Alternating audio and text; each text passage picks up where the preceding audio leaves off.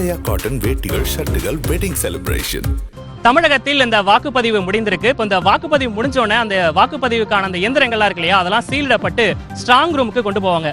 அந்த ஸ்ட்ராங் ரூம்னா என்ன, அங்க வந்து பாதுகாப்பு எப்படி இருக்கும், என்ன மாதிரியான விஷயங்கள்லாம் அங்க வந்து கடைபிடிப்பாங்க அப்படிங்கறத விவரிக்கிறார் செய்தியாளர் பாலவிச்சிவேல். நன்றி விக்னேஷ். ஒரு வழியா மக்களவை தேர்தலில் முதல் கட்ட வாக்குப்பதிவு நடந்து முடிஞ்சிருக்குது. மக்கள் ஜனநாயக கடமை ஆற்றியிருக்கிறாங்க. ஆனால் இப்போ என்ன அப்படின்னா, அவங்க ஆற்றின அந்த வாக்குகள் எப்படி என்ன போகுது என்ற வரையும் அது எப்படி பாதுகாக்க போகுது, மக்களுடைய வாக்கு எவ்வாறு பாதுகாக்க போகுது அப்படின்னா, இந்த ஸ்ட்ராங் ரூம் மூலமாக தான் வாக்குகளை பாதுகாக்கிறாங்க. இவிஎம் இயந்திரங்கள் தற்போது வாக்குச்சாவடிகளிலிருந்து அனைத்துமே இப்போ 39 நாடாளுமன்ற தொகுதிகள் இருக்கிறதுல 39 நாடாளுமன்ற தொகுதிக்கும் ஒவ்வொரு நாடாளுமன்ற தொகுதிக்கும் ஒரு ஸ்ட்ராங் ரூம் இருக்கும். எடுத்துக்காட்டாக சென்னையில் வட சென்னை, தென் சென்னை, மத்திய சென்னைக்கு லயோலா காலேஜ், அண்ணா பல்கலைக்கழகம், ராணிமேரி கல்லூரி போன்றவை பிரிச்சிருக்கிறாங்க. அதுபோல் மாவட்டத்திற்கும் ஒரு ஸ்ட்ராங் ரூம் இருக்கும். இந்த ஸ்ட்ராங் ரூம் எவ்வாறு செயல்படுதுன்னு தான் நம்ம விரிவாக பார்க்க போகிறோம். ஸ்ட்ராங் ரூம் எனப்படும் வன் காப்பறைகள் ஒரு கதவு மட்டுமே இருக்க வேண்டும். அந்த ஸ்ட்ராங் ரூமை பொறுத்தவரையும் ஒரே ஒரு கதவு தான் இருக்கணும். 2-3 கதவுகள் இருக்கக்கூடாது. ஒருவேளை ஸ்ட்ராங் ரூமில் 2க்கு மேற்பட்ட கதவுகள் இருந்தால் அவற்றை செங்கல் வைத்து அடைக்க வேண்டும். இதுதான் வந்து அவங்க சொல்கிறாங்க. ஒரே ஒரு ரூம் தான் இருக்கணும், அதுவும் முழுமையான கண்காணிப்போடு இருக்க வேண்டும். வாக்குப்பதிவு இயந்திரங்கள் உள்ளே கொண்டு சென்ற பிறகே வந்து பார்த்தீங்கன்னா அந்த ரூம் வந்து லாக் பண்ணிடணும். அடுத்ததான் நம்ம என்ன பார்க்க போகிறோம் அப்படின்னா, ஒரு கதவு இருக்கணும் அப்படின்னு பார்த்துட்டோம். அடுத்து எத்தனை பூட்டு எத்தனை சாவின்னு பார்க்க போகிறோம். 2 சாவிகள் இருக்குது அந்த ஸ்ட்ராங் ரூமை பொறுத்தவரையும். ஒரு சாவி தேர்தல் பொறுப்பாளர் கிட்ட இருக்கும், தேர்தல் நடத்துகிற அதிகாரி கிட்ட இருக்குதும்.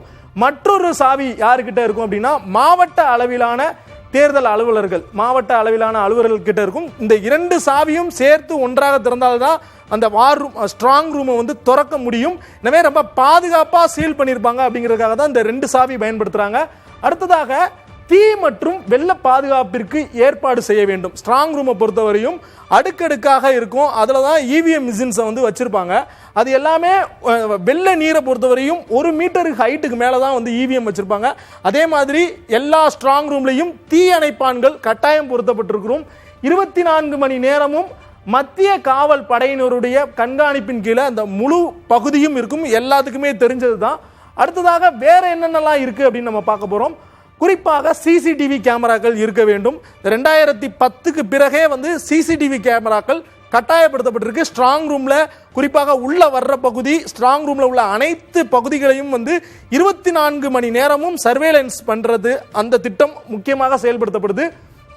கட்டுப்பாட்டு அறை 24 மணி நேரமும் செயல்பட வேண்டும். ஒரு ஸ்ட்ராங் ரூம் இருக்குன்னா அந்த ஸ்ட்ராங் ரூம் பக்கத்திலேயே ஒரு கட்டுப்பாட்டு அறை இருக்கும். அந்த கட்டுப்பாட்டு அறையில தான் சிசிடிவி கேமரா எப்படி ஆப்ரேட் ஆகிட்டு இருக்கு, எத்தனை அதிகாரிகள், எத்தனை காவல் படை வீரர்கள் இருக்கிறாங்க அப்படிங்கிறத இந்த கட்டுப்பாட்டு அறையில தான் கண்காணிப்பாங்க. எனவே இது முழு நேரமும் செயல்பட வேண்டும் அப்படின்னு சொல்றாங்க. 24 மணி நேரமும் அரசிதழில் வெளியிடப்பட்ட அதிகாரி, ஒரு காவல் அதிகாரி பணியில் இருக்க வேண்டும். எஸ்பி ரேஞ்சில், ஏசில இருந்து எஸ்பி ரேஞ்சில் இருக்கிறவங்க தொடர்ச்சியாக ஒவ்வொரு நாளும் அவங்க கண்காணிப்பு மேற்கொள்ள வேண்டும் அப்படிங்கிறது தான் இதை வந்து வலியுறுத்துறாங்க. அடுத்ததாக பார்க்க போறது தடையில்லாத மின்சாரத்தை உறுதி செய்ய வேண்டும். முக்கியமான ஒரு விஷயம், ஸ்ட்ராங் ரூமை பொறுத்தவரையும் மின்சாரம் அறவே வந்து கட்டாகக்கூடாது. அதை பார்த்துக்கிறதுக்கான அனைத்து விதமான ஏற்பாடுகளையும் மாவட்ட தேர்தல் நடத்தும் அதிகாரி பண்ண வேண்டும். தேவைப்பட்டுச்சுன்னா ஜெனரேட்டர் போன்ற இயந்திரங்கள் கூட பயன்படுத்தலாம் அப்படின்னு சொல்றாங்க. ஸ்ட்ராங் ரூமை சுற்றி இருக்கின்ற 3 அடுக்கு பாதுகாப்பை பற்றி பார்க்க போறோம்.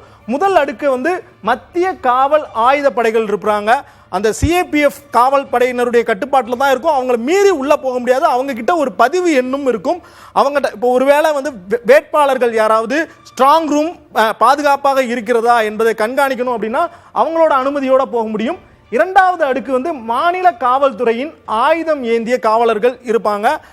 நம்ம ஸ்டேட் போலீஸ் வந்து 2வது கட்டத்தில் இருப்பாங்க. அது வந்து ஸ்ட்ராங் ரூம்ல இருந்து 50 மீட்டர்ல இருந்து 100 மீட்டர் தொலைவில் இருக்கும். அடுத்து 3வது அடுக்கு மாவட்ட அளவிலான காவல் அதிகாரிகள் வந்து அங்க நிறுத்தப்படுவாங்க. ஸ்ட்ராங் ரூமுக்கு வெளியே 3வது அடுக்கு கேட்குள்ள என்ட்ராகணும்னாலே இவங்களோட அனுமதி வேண்டும். இப்போ இது எல்லாமே எதுக்கு சொல்றோம் அப்படின்னா, அடுத்த 45 நாட்கள், இன்றைக்கு வாக்குப்பதிவு முடிந்து விட்டது. வாக்கு என்ற நாள் ஜூன் 4ஆம் தேதி. எனவே இந்த ஜூன் 4ஆம் தேதி வரையும் வந்து இந்த வாக்காளர்களுடைய வாக்கை பாதுகாப்பாக வைக்க வேண்டும், நம்பகத்தன்மையை உறுதிப்படுத்த வேண்டும் என்பதற்காக ஸ்ட்ராங் ரூம் வடிவமைக்கப்பட்டிருக்கு. அதற்கு ஏற்றாற் போலவே உருவாக்கப்பட்டிருக்கு. குறிப்பாக இப்போ யாராவது ஒரு வேட்பாளர்கள் வராங்க அல்லது ஒரு அரசியல்வாதிகள் வராங்க, அமைச்சர் வராங்க அப்படின்னா அனைத்துமே முறையான வழிகாட்டு நெறிமுறைகள், குறிப்பாக வீடியோ கேமரா மூலமாக ரெக்கார்ட் பண்ணணும். யார் வராங்களோ அவங்களுடைய பதிவுகள் கூட குறிப்பெடுத்துக் கொள்ள வேண்டும். குறிப்பாக ஒரு வேட்பாளர் இருக்காங்கன்னா அந்த வேட்பாளர்கள் 24 மணி நேரம் அவங்க உட்கார்ந்துருக்க முடியாது. அவங்களோட பிரதிநிதிகள் கண்டிப்பாக ஸ்ட்ராங் ரூமில் இருக்கலாம். அவங்களுக்கான ஏற்பாடுகள், கழிவறை போன்ற வசதிகளையும் தேர்தல் ஆணையம் செய்திருக்க வேண்டும். எனவே தேர்தலில் ஒரு முக்கியமான ஒரு பங்கு வகிக்கிறது ஸ்ட்ராங் ரூம். அடுத்த 45 நாட்களில் மக்கள் செலுத்திய இந்த வாக்கு எந்த அளவிற்கு பாதுகாக்கப்படுறது அப்படிங்கிறத ஸ்ட்ராங் ரூம் உறுதிப்படுத்துது. தேர்தல் அதிகாரிகளும் தமிழ்நாட்டில் உள்ள அனைத்து ஸ்ட்ராங் ரூம்களும் தயாராக இருப்பதாக கூறியுள்ளனர். தற்போது வரை 72% மேல தமிழ்நாட்டில் வாக்குப்பதிவு நடந்திருக்கிற நிலையில் அனைத்து இவிஎம் மிஷின்களும் இரவுக்குள் நேரடியாக ஸ்ட்ராங் ரூமுக்கு கொண்டு போகப்பட்டு அவை சீல் வைக்கப்படும். ஜூன் 4ஆம் தேதி தான் ஸ்ட்ராங் ரூம் மீண்டும் திறக்கப்படும்.